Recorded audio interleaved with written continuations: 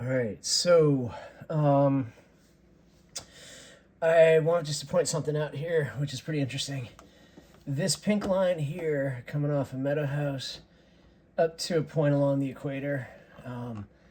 It's not exact. I'm just kind of giving a ballpark. It comes in. Oops, look at this in frame to 3263 miles, right? And let's go to the other side of the Earth, and pretty much where there's like a kind of point there. I'm not exactly sure how it works out, so I'm going to just try to do this on the fly. You know, this is kind of like the point where I feel like this is the widest gap between that line that circles through here and the equator, and the way the equator works back. So, you know, it's not necessarily a sine wave around the planet, but there's something happening here that I'm not exactly sure what it is, as far as the height, the peak. So I'm not going to try to pontificate that it's this specific point or that it goes through this point.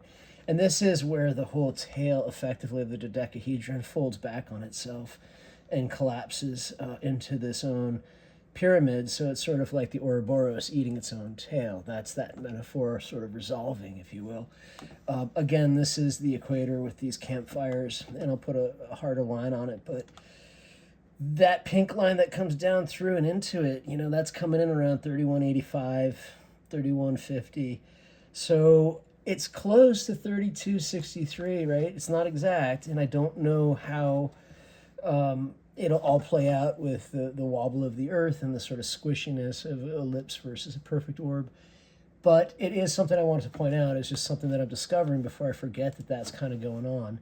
And it's not like I'm saying that's a proven theory. It's just something that here's this, you know, one of these byproducts of these overlapping equilateral triangles, excuse me.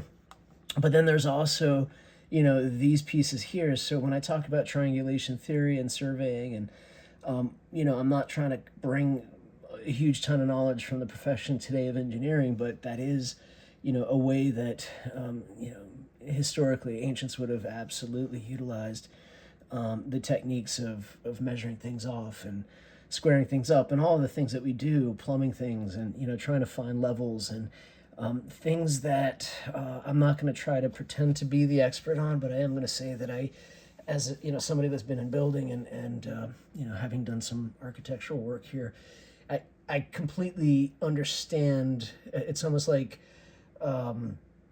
just how massive this is, and I realize how, you know, I could back into it, but to actually design this from the ground up, it's constantly astonishing me. But just to get back to it, you know, this sort of overlapping curve here, inverse green and the campfires, you know, I'm still trying to figure out what that might be and those angles and if that represents something bigger. But it absolutely right now is coming in higher or closer to us than the perfect equilateral triangle relative to the equator and our location here.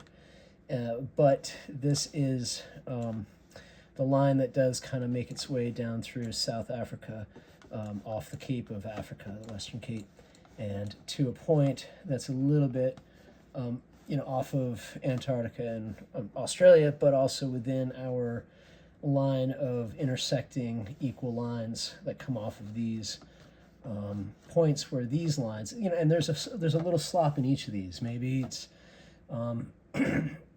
enough that that will sort of correct itself out on some level and things start intersecting, or it might be that it throws things way off.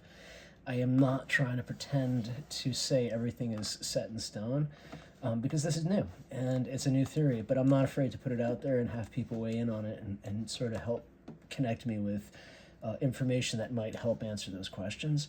And, you know, again, it flows right through the dissection of this leg of the equilateral triangle coming off of Meadow House to the Bering Sea, the Bering Straits there, and then what would have been in this, effectively this lime ellipse, dodecahedron face, this all there, that would have been potentially a sunken planet, a continent of mu. So a landmass in here could have, up in here, could have been something that southern hemisphere, glacier melt, water coming in, so much water, isostasy, everything gets melted down into the thing, and it doesn't mean that the artifacts of layers and sedimentation of layers themselves are going to be wrong relative to a comparative analysis. It just means they're going to get buried under all of that. And so the other stuff, that we see all over around the world is still what it is. And that's kind of just one of these things where it goes right through the middle of that. So whether this is real or not, I'd love to get in there and do a deep sea dive and start looking into that theater of, what's going on with things, because, this is where it's coming across, as far as that line off of Meadowhouse into the Pacific, and before it makes its way into the ring of fire, as it were. And I don't know if that was kind of the intention of this line, but I just kind of thought I'd sketch it up. And then it also bisects these diamond points, which I only added these back 2 points after these 2 points kind of do the marking off of this A and this B. So it's kind of more of a, my own surveying kind of logic thrown into that. But I guess I'm going to leave it there. So I just wanted to share that, get it down. And, I think what's interesting is that it's just this line here, it's basically saying, does it dissect through here intentionally? Is there something about this corridor here to the equator that matters? Are we looking at this for some reason relative to the end of a dodecahedron tail, as it were? Maybe. And maybe that was by design, or maybe it's just coincidental. And this measurement of 31 or 3,200 miles is really just irrelevant. All of these things are plausible in my mind, so I'm not trying to project, I guess. It's the null hypothesis. I'm finding enough stuff that I think I've made a hypothesis or a set of hypotheses and established enough evidence to make my case. In the private sector, I would have been more than confident to present these findings to my clients relative to the statistical accuracy of what I'm seeing and the preponderance of data analytics to support the theory, for me, makes it something that I have no problem sort of staking a reputation on, something that otherwise could be considered, lumped in with all kinds of, allegations about what institutional knowledge is valuable and what additional knowledge people shouldn't feel good about, deciding for themselves if it makes sense. Because there's a lot of people that got labeled that, had they not published materials, I don't think I would have understood any of this. And so I just want to give respect to all the pioneers out there that have been, just cutting against the grain to make sure that we're all not necessarily living in a world where we distrust everything, but rather where we question enough that we don't allow sloppy thinking to dominate. And it's not to say that, we don't have to have discourse and healthy conversations about science. What we do need to do, like, for instance, any one of these points could be challenged, and I'd be way more than happy to say, sure, let's find the right spot for it, because it probably pushes all the other points around into a just so perfectly place that I'm looking forward to that. I don't see it as a threat against, oh my God, I didn't get it right with my model. And I feel like there's a lot of people out there that, excuse me, that want to be, confrontational about big ideas, and I'm not that person. So, is it coincidental that these lines here dissect Africa in a way that puts, Saharas and, excuse me, deserts up top and fertile regions between a larger intersection that has these kinds of breaks over here, the releases, if you will, of the perfect dodecahedron face? I don't know. I mean, these are things that I won't even begin to be able to have a conversation with some minds out there that are so mathematically gifted that they could speak to this. But there's a flip side of it too, where so many people, I think, in the literature that I've read to date, make kind of a common mistake in that they'll take, kind of like a standardized grid, almost like think our modern day latitude and longitude, and then they'll try to apply it to something that says magnetic north, or that longitudinal perfect north pole is the epicenter for everything to lay out around. And that's making a huge assumption. And then when you really think about the axial precession and the tilt and the wobble and this idea that magnetic north is on its own little cycle for the 26,000 years, we've got these, 5 massive points of shift in that North Star that we can even document to the stoneworks here. So for me, it's not necessarily about, trying to do that, thing where, we need to make it all, I don't want to say territorial, but, I think science helps us bake out these bigger, broader ideas that we can start to release and say, yeah, maybe some of these things we're holding on to as ideas of how we apply like a Mercator map to evolution, when we know sea level was significantly different and land masses and isostasy and all of these unmapped terrains of knowledge that we know exist, but we want to overlay what we're now finding through, say, skeletal genetics analysis through bone marrow or bone fragments and pieces of organic materials left over.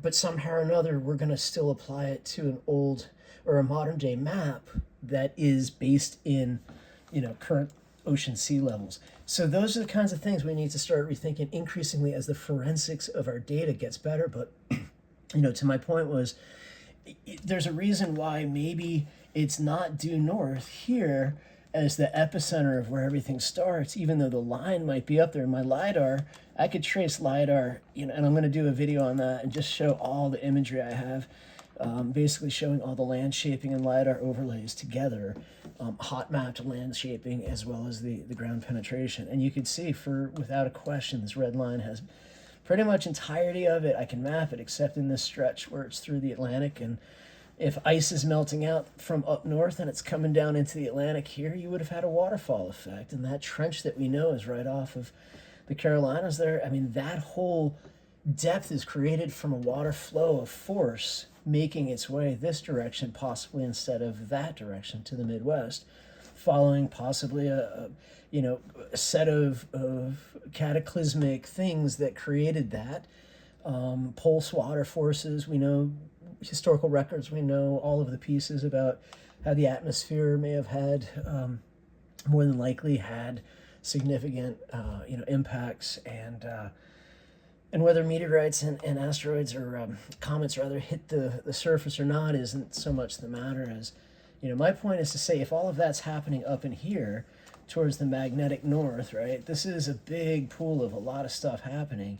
And especially with the freeze, it's all up in there. But like down in here, you could actually still survive in the wintertime, even though it's like probably a lot colder than it is now in winter. It just means that this as an observatory would also get dark light. I mean, the light would go away and you'd have dark to work by at night.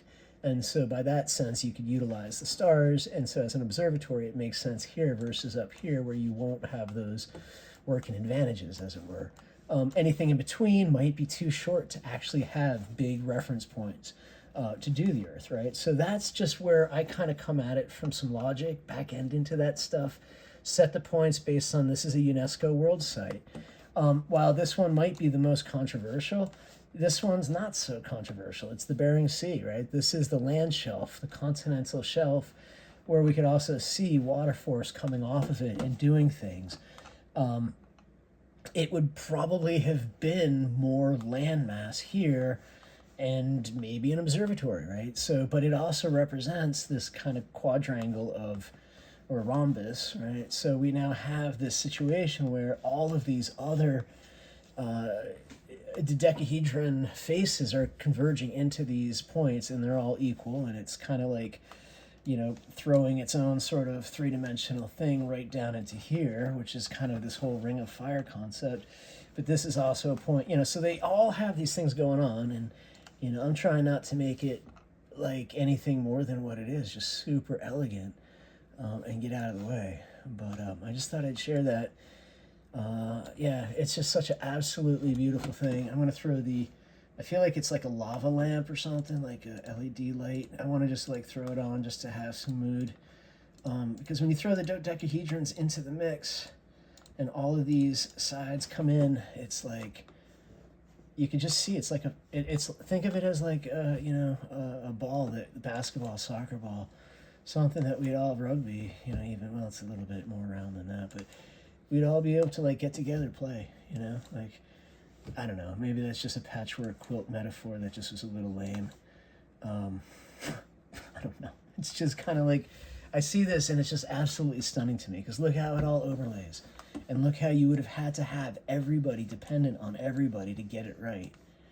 Everybody taking measurements, all kinds of civilizations. Here's the equator, burning as it does. There's the earth, right? There's the circles of things that are like happening, stretching. I've done the plate tectonics, and I've done, some other kinds of modeling of earth realities, and it lines all up. You can see wherever there's stretch marks, I call them now, or these the angles, if you will, that are coming off of those dodecahedron faces.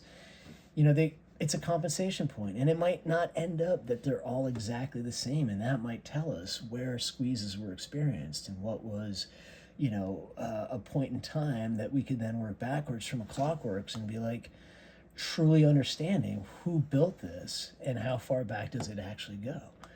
That would be, something that I know is way beyond my expertise level. So if anybody wants to get in on that. But I do have the confidence and the knowledge that my model here isn't my model in the sense that it's just mine. It's confirmed to me, based on all of these points that they intersect with, which were gathered and acquired by a community, and everybody kind of sharing knowledge and, tipping me off in many ways in my research efforts to figure out what actually is going on. And, if we're right about this, we're all right together in this sense, because it means maybe we get to figure out this world just a little bit better with people just being a little bit kinder to each other. Because, we need some change. But I think this is going to leave it for now. Peace.